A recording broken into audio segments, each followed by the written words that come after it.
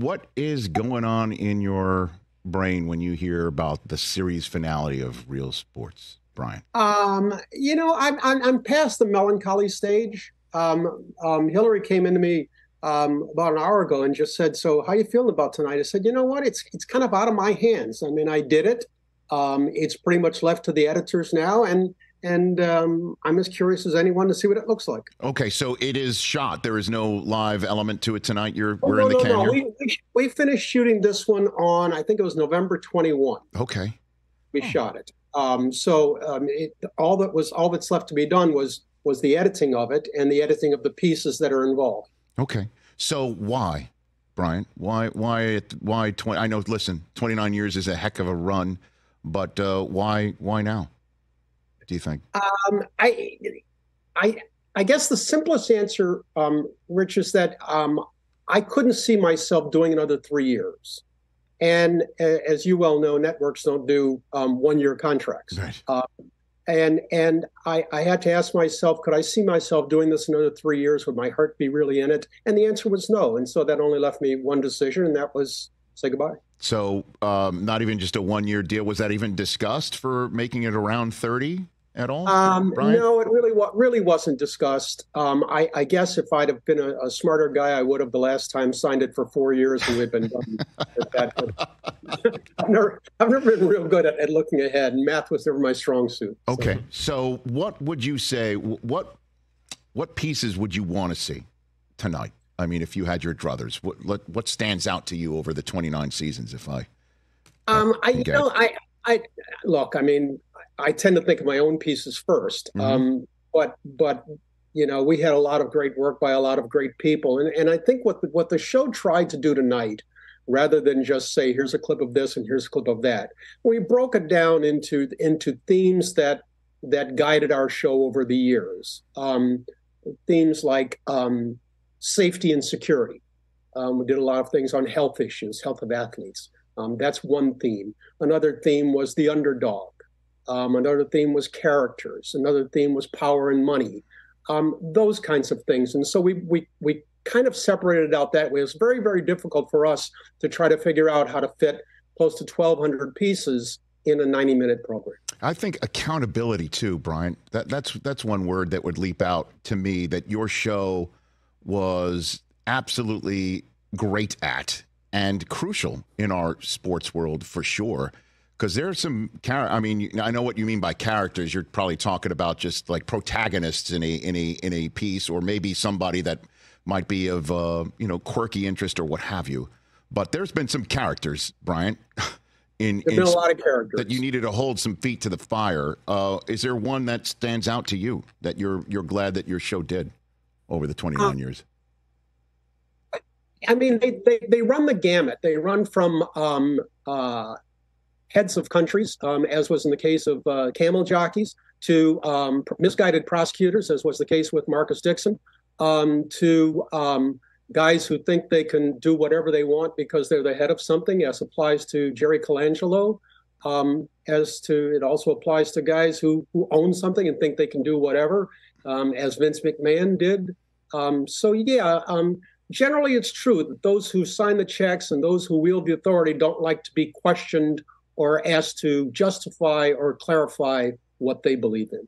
And then there's just, again, what your show did over 29 years as well. And I'll just, for the audience here, it's personal to me as well, because Susie worked on that show for a few years, and she still talks about the pieces that she produced. Going to Europe or abroad with Frank DeFord to hold Juan Antonio Samaranch's feet to the fire is something that she's very proud of. And I'm just wondering, do you think there'll be another show like this that has the budget and the ideas and the support to say, go do it? Something like that? Brian? I think those are three separate questions: the budget, the ideas, and the support.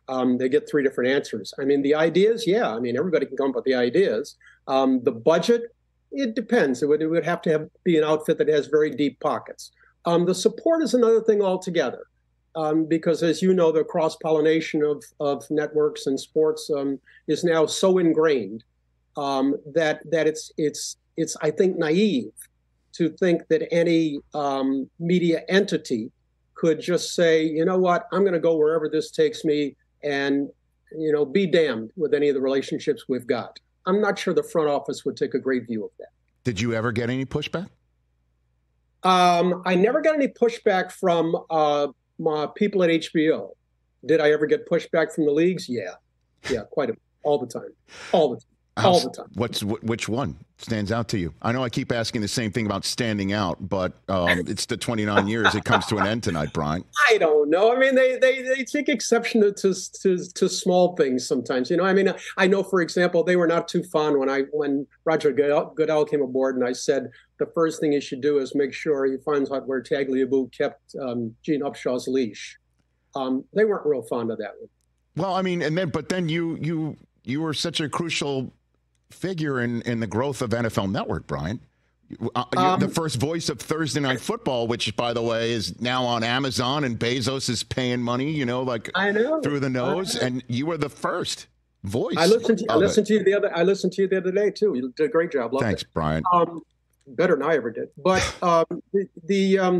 look, I'm glad they can compartmentalize things. I'm glad that they were able to say that I could be their adversary one day and their supporter another.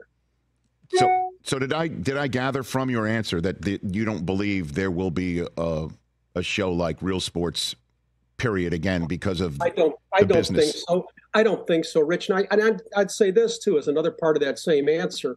The audience has changed. Audiences today are accustomed to watching things that are done, number one, in brief, and where the picture changes constantly, and where their interest is sparked and things are moving like this. Long form journalism is rarely seen on television these days, and so I'm not necessarily sure there's a public appetite for it. But that's just me. Is there somebody you asked to come on Real Sports and you said, I'll do the piece, we'll feature you, and you couldn't get that person's arm twisted enough to do it? There are a lot of them.